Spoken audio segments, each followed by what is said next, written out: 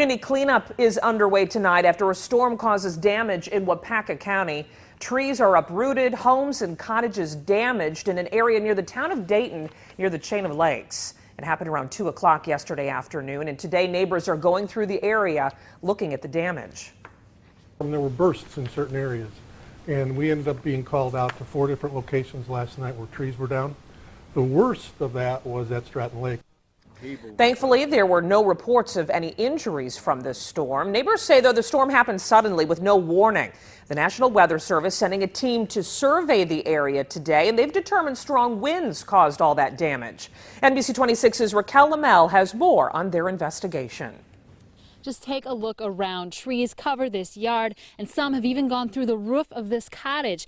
Now, this is all a result of a storm that came on yesterday afternoon very quickly and without much warning.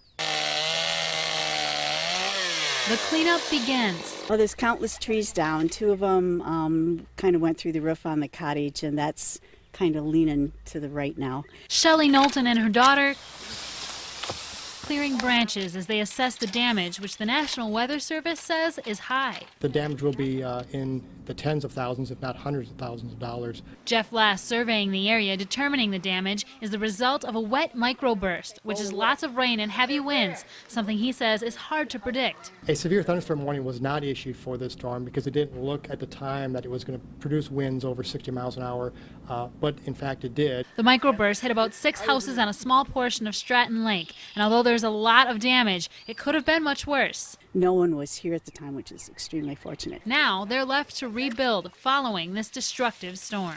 The family I spoke with says they will be cleaning up after this storm for the next several days. In the town of Dayton, Raquel Lamel, NBC 26. The National Weather Service says straight line winds are the most common form of weather damage seen here in Wisconsin.